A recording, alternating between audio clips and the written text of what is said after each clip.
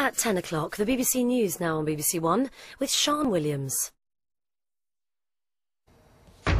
Flooding causes further damage and disruption to parts of the UK, and more rain is forecast tonight.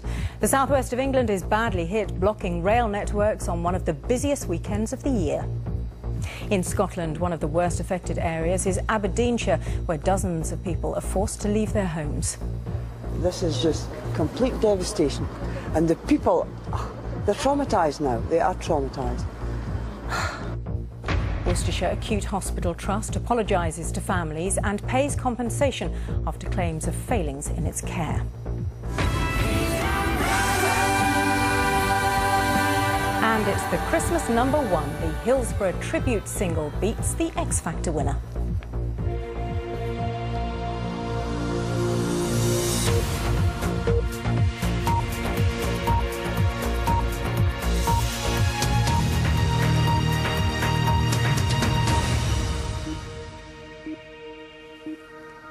Good evening. The Environment Agency is warning of more heavy rain tonight, which could cause further flooding. More than 170 flood warnings are in force across England, Scotland and Wales. Transport has been disrupted after rail lines were blocked, and there have been delays on the roads too. More on that in just a moment. First, though, to the southwest of England, where some areas have seen heavy flooding for the second time in a month.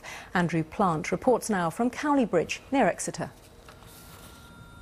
They're tough enough to carry trains, but buckled under the sheer strength of this water. The rocks that support these railway sleepers simply swept away in its path. This main route disappearing under the swollen River Exe and cutting off much of the southwest of England.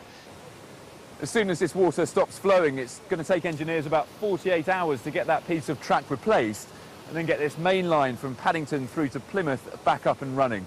But at the moment, there's nothing they can do. Now, the job now is to stop this water flowing further down the track, and mainly to stop it from reaching that red building behind the bridge there in the background. That's where all the signalling is housed, and if that floods, the line could be out for up to 3 weeks. Rescue workers use booms, giant bags that fill with water, to divert this river back to its natural path. But as the water slowly lost its strength, it became clear this major route will be out of action until after Christmas. Water come down from the drain inside the kitchen and the floor. David Jim owns the Chinese restaurant next door. Instead of serving Christmas parties, he's watching beer bottles bobbing on his dining room floor.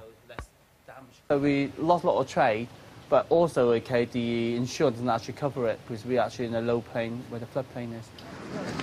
From the southwest to Scotland, the weather caused scenes of chaos. In Stonehaven in Aberdeenshire, the River Carron burst its banks and rescue teams were helping people flooded from their homes. This is just complete devastation, and the people, they're traumatised now. They are traumatised. In South Wales, the heavy rain fell on already soaking ground. This mini landslip heavy enough to smash through a back door. In Stoke Cannon in Devon, homes were evacuated, vehicles abandoned. The floodwater pushing into people's houses just 2 days before Christmas. You've lost your home, you've lost all your belongings, and you're just never going to replace some of the valuables that you had. We've got a heat source down from the railway cottages. The person's in the middle of the bushes near to... Overnight in North Devon, a police helicopter found a person in floodwater on their night vision camera. The woman had been swept from her car and was later rescued, clinging to a tree. Her husband had been with her and saw the fast-flowing current drag her downstream. I never thought I'd see her again. A few bumps and bruises and shaken up, but we're both, before I came down here, we're glad to be alive, you know. Seen from above, it's clear just how much water here has nowhere to go. For homeowners and emergency services alike, it's now simply a nervous wait for more rain tonight. Andrew Plant, BBC News in Devon. The flooding has caused huge disruption to those hoping to travel on one of the busiest weekends of the year. The rain has affected dozens of rail routes, some of which won't be running as normal until after Christmas, as Daniel Bircher reports.